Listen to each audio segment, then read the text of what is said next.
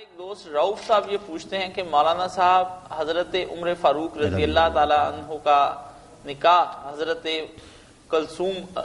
کلثوم بنت علی رضی اللہ تعالی عنہ سے ہوا، تو آپ اس ذرا رشتے پر غور فرمائیں کہ وہ تو ان کی رشتے میں ستیلی نواسی لگتی تھی، جبکہ حضرت حفصہ ستیلی ماں تھی حضرت فاطمہ کی، تو ایسی صورت میں کیا یہ نکاح جائز ہے؟ نکاح جائز ہونے میں تو کسی کو اختلاف ہی نہیں، شیعہ اور سنی یہ نواسی اس طرح لگتی جو ہوتی ہے اور ہوتی ہے اپنی بیٹی کی بیٹی جو نا، جو اپنی پشت سے بیٹی پیدا اس سے جو بیٹی پیدا ہوئے وہ حرام ہے، باقی جو ہے نا یہ کوئی باتیں نہیں۔ یہ نکاح سب شیعہ سنی کے نزدیک ہوا یعنی الگ بحث کرتے رہیں، نکاح میں کوئی حل نہیں۔ جو حضرت ابوبکر کے نواسی رشتے میں نا کہ ان کی بیٹی کی آگے کا دوسری بیوی کی اور اگر حفصہ کی بیٹی ہوتی نا حضور کی بیوی کی پھر ہوتی نا عمر کی نواسی، حضرت خدیجہ کی بیٹی اور اس سے آگے بیٹی، یہ کوئی نہیں، اس طرح کے رشتے بہت۔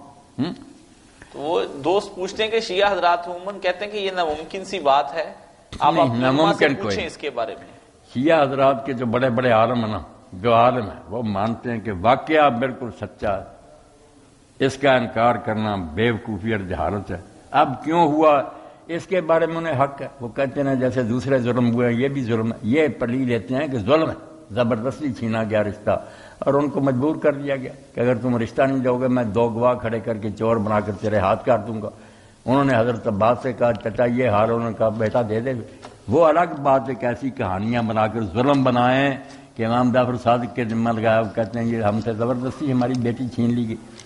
مگر واقعہ کا انکار بیٹا زیادتی۔ یہ دیکھیں نا اتنا کٹڑ علامہ مجلسی دشمن جو لعنت کے بغیر لفظ نہیں لکھتا، وہ بھی مانتا کہ جب ہماری حدیثیں یار بڑی انکار کیوں کرتا، واقعہ ہوا۔ باقی کچھ لوگوں نے عجیب و غریب باتیں یہ شیعہ سنی سارے دین چھوڑ گئے کہ جب ایسا معاملہ دیکھا نا تو حضرت علی نے پھر اپنی قدرت سے وہ پاورفل سے انہوں نے نجران سے ایک جنیہ کو بلایا، پری، اس کو ام کلثوم کی شکل دی، وہ حضرت عمر کے گھر بھیج دی اور حضرت عمر کو نا خسی کر دیا کہ قریب نہیں جا سکے، وہ رہی پڑی رہی ان کے گھر میں، یہ یہی سمجھ رہے کہ ام کلثوم ہے۔ ام کلثوم کو لیا چھپا، جب یہ قتل ہو گیا پھر ام کلثوم کو نکالا اور وہ جنیاں بھی جو تھی وہ پھر اپنے نجران کو چلی گئی۔ یہ کہانیاں بناتے ہیں، یہ جو جی چاہے کہ کیا بناتے ہیں، قصہ ٹھیک ہے یہ نکاح ہوا، بات جو ہے نا خلاصے کی یہ۔ اس کے حوالے اگر شیعہ دوست جائیں دے دیں گے، چوٹی کے لوگ مانیں گے کہ واقعہ ٹھیک۔ جی ایک دوست پوچھتے ہیں کہ اس سے بلکہ بہت سے مسئلے نکالے ہیں شیعہ علماء نے اور مجتہدین نے، وہ بڑی اچھی بات ہے۔ ایک تو کہ ہاشمی عورت کا نکاح غیر ہاشمی سے ہو سکتا، اس کے لیے بھی حوالہ دیا کہ علی نے اپنی بیٹی جو تھی نا عمر ہاشمی تو نہیں تھے۔ دوسرا حوالہ دیا کہ جب خاوند فوت ہو جائے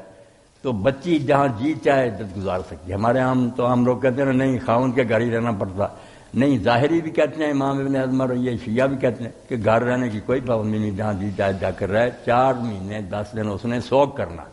خوبصورت نہیں بننا۔ تو یہی آتا شیعہ حدیثوں میں کہ حضرت علی پھر آئے اپنے گھر لے گئے، وہاں عدت گزاری، یہ بھی مسئلہ نکالا کہ عدت جہاں جی چاہے، کئی مسئلے ایسے نکالے بھرے پڑے دفتروں میں۔ تو واقعہ کا بیٹا انکار کرنا یہ کوئی بات نہیں، کاشف جو بات ہوئی مانو، آگے جو کہنا کہتے تھے۔ صحیح۔